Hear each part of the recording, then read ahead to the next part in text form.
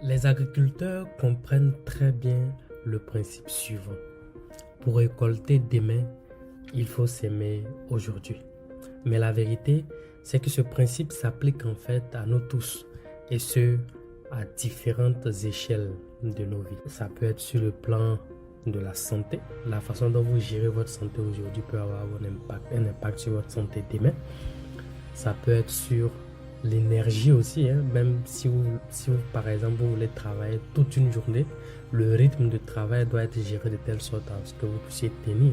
Si vous voulez, en tout cas, faire quelque chose qui va durer dans le temps, votre façon de la gérer aujourd'hui va déterminer ce qui vous restera demain.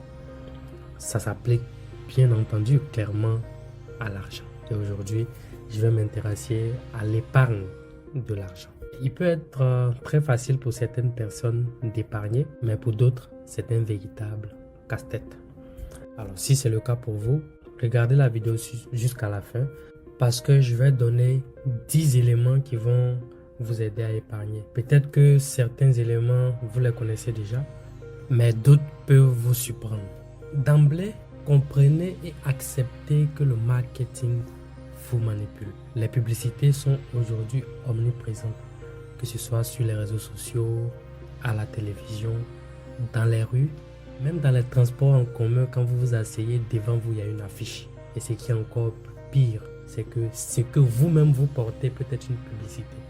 Votre voisin ou votre voisine assis ou assise à côté de vous peut être en train de vous exposer à une publicité par la marque qu'elle a portée. Alors là, vous comprenez que le seul moyen pour vous d'échapper à la publicité, c'est justement de vous isoler, de rester dans votre endroit sans jamais sortir. Ce qui est bien entendu impossible. Comprenez aussi que ces publicités ont un impact sur votre cerveau et votre façon de fonctionner. Il y a plein de recherches à ce sujet et sachez même que les stratégies de publicité sont tellement agressives. Il y a eu des actions qui ont été intentées en justice contre plusieurs grandes entreprises américaines, notamment dans le domaine de l'agroalimentaire. L'accusation, c'était que ces entreprises-là exposaient tellement les enfants à la publicité que ces enfants se retrouvaient en train de tout le temps bouffer. Conséquence, l'obésité a atteint un niveau vraiment extraordinaire.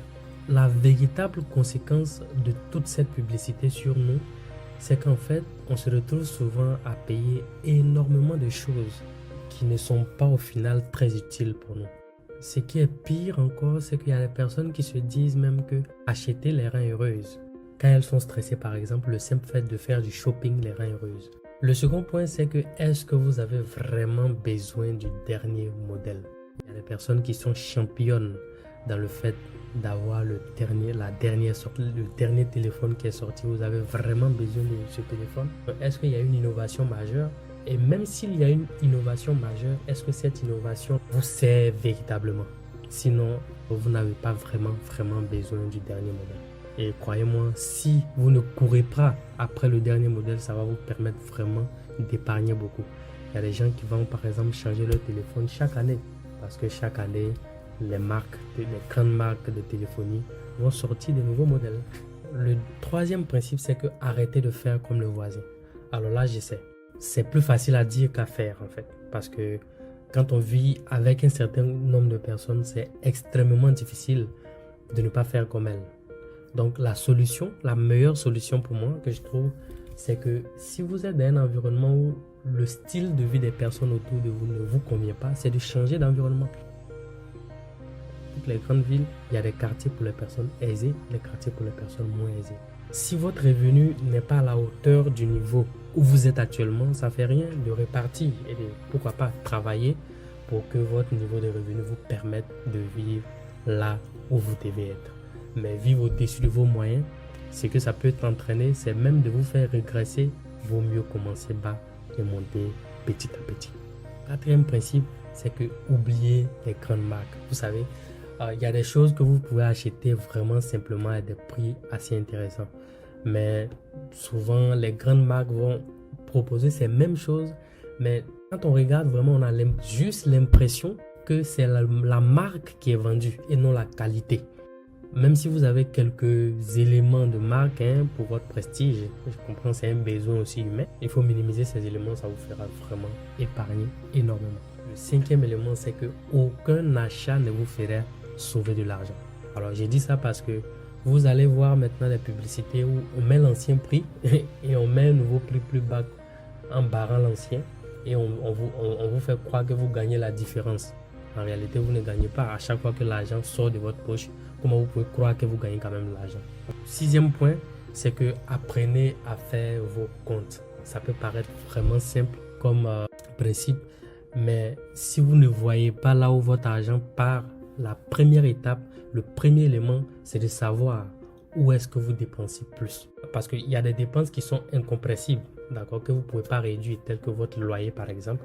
Mais par exemple, votre consommation, votre transport, votre loisir, c'est possible. Donc si jamais vous voyez que vos calculs ne tombent pas, essayez ça pendant juste 2 mois. 2 mois, suivez vos dépenses et peut-être que le troisième, vous allez pouvoir trouver ce qui vous bouffe de l'argent et qui ne vous apporte vraiment pas une grande valeur. Le septième principe, c'est que même s'il faut réduire les dépenses, on a quand même besoin de faire des achats. La véritable question, c'est comment acheter moins cher. Je pense que Internet a aussi aujourd'hui une aubaine qui peut permettre d'épargner, donc de sauver de l'argent. La stratégie, c'est quoi? Avant de faire un achat, utilisez Internet pour vous renseigner sur les différents prix et pourquoi pas dans différents magasins. Et même si vous ne commandez pas sur Internet, au moins le fait de regarder le bien avant de vous rendre en magasin vous donne une idée des prix qui sont pratiqués sur le marché. Très généralement, Internet va vous offrir les meilleurs prix parce que la concurrence est rude et facile de comparer quand vous êtes sur Internet. Mais quand vous arrivez dans le magasin, très souvent, c'est pas facile de vous promener de magasin en magasin. Donc, regardez sur Internet avant de faire vos achats. Le huitième principe, c'est qu'il faut manger sainement dans la mesure du possible. Si vous n'êtes pas en bonne santé, c'est sûr que votre état de santé va encore venir couper sur votre argent. Donc le mieux, prendre soin de votre santé. Dans la même veine que précédemment, le neuvième principe consiste à cuisiner vous-même. Surtout si vous êtes dans un pays développé. La vie est tellement rapide, tellement speed que parfois on n'a pas du tout le temps de cuisiner. Sachez que ce que vous dépensez dehors est parfois le double de ce que vous aurez dépensé si vous cuisinez vous-même. Donc si vous avez du mal à vous retrouver dans vos chiffres, pensez à cuisiner par vous-même. Ça va vous faire épargner énormément. Enfin, le deuxième point, c'est que moins cher est très souvent très cher. Donc je prends l'exemple pour quelqu'un qui a effectivement besoin d'une voiture et il se demande entre acheter une voiture relativement neuve qui peut sembler chère et une vieille voiture qui est très moins chère. Faites bien vos calculs parce que le coût de la vieille voiture n'est pas seulement le prix d'achat, mais aussi les coûts de maintenance et de la durée de vie. Peut-être 10 éléments simples que je voulais partager avec vous pour aider ceux qui ont énormément de difficultés à épargner. Il y a des économistes qui disent que l'épargne, en fait, c'est le résidu de la consommation. Mais je pense que cette définition n'est pas adaptée au contexte de ce jour. Parce que si vous voyez l'épargne comme étant le résidu de la consommation, vous n'allez pas avoir de résidu. En fait, votre résidu sera même négatif. Notamment avec les systèmes de carte de crédit, vous pouvez consommer même l'argent que vous n'avez pas. D'accord? Donc ça fait que l'épargne ne doit pas être vue comme étant ce qui vous reste après avoir consommé. Premier élément même que vous devez enlever. Donc fixez cela comme objectif avant maintenant de consommer le reste. Dites-moi ce que vous en pensez de tout ça. Si vous avez des techniques particulières pour pouvoir épargner, partagez-nous en commentaire cela, ça nous aidera. Merci également de partager le contenu aux personnes à qui ça pourrait être utile. À la prochaine!